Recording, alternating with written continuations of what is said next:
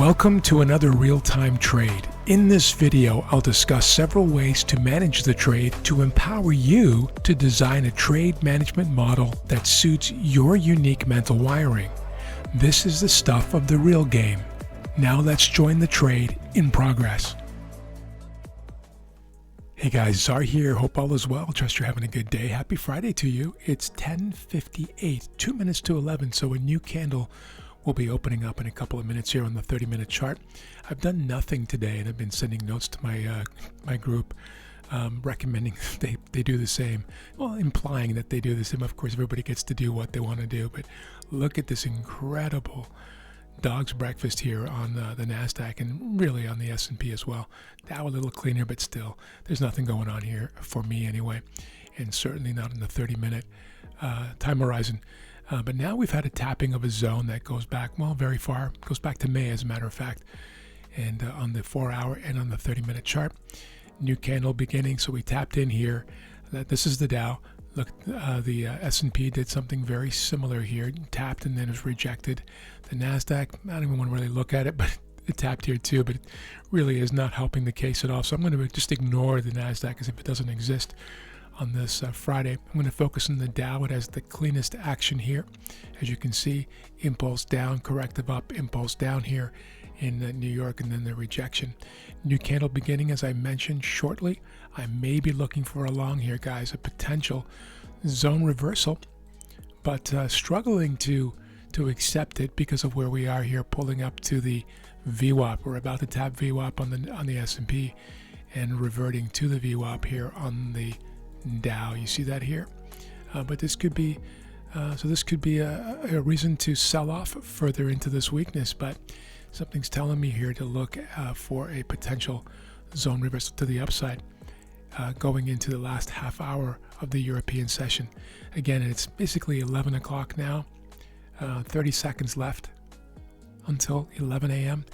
Part of Europe closes at 11 and the rest of it closes at 11:30. So be watching this now.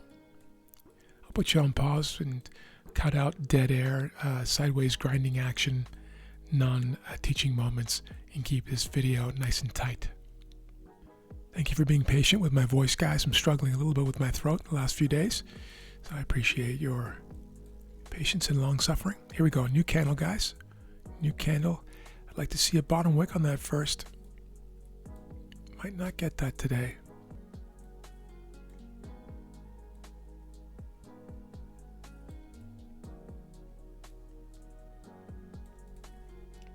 This is not a live order yet. Just watching the three sisters on a different monitor here, as always.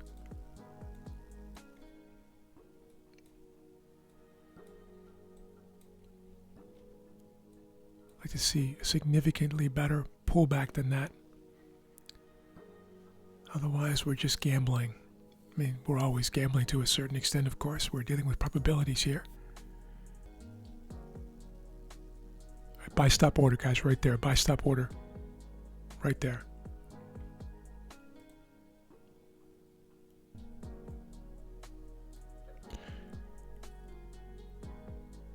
And I'm in, guys.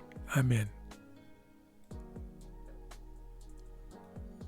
Long the Dow here. Zone reversal trade. A little tricky. Stop below this piece right here. See this? Where these two moving averages are kind of coming together. There's one blue candle. I could have put it all the way to the bottom, but then I'm asking an awful lot from this trade. So this is kind of a relatively reasonable medium place to put it. It's not exactly halfway of this leg from my entry, but it's below that, so it's more conservative. Some would call it more aggressive because it means we're requiring more on the upside for a full 1 hour. All right, guys, the coin has been tossed. Nothing I can do now except to wait and watch and see what this market does. I'll put you on pause and we will watch this thing play out. And that's what a full loss looks like, guys.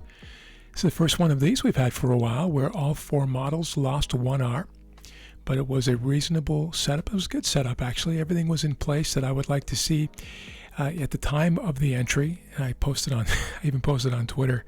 This is one of these days, or on days like these, I can hear Clint Eastwood in the back of my head saying, do you feel lucky, punk, when I entered this trade? And you can see why. But it was a good trade. Today was actually an up day, by the way, at the time. The NASDAQ is up 1%. The S&P is flat now, but was up. And the Dow was up at the time, too, of the entry. I believe it was either flat or up a little bit. It's only down 0.5% now.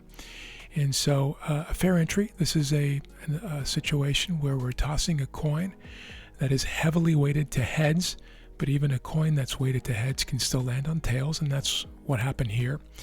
It's a routine business expense, and as long as you're following the rules of your model, a model that has a proven mathematical edge and a positive expectancy, a loss is just a routine business expense, an expense like all businesses have.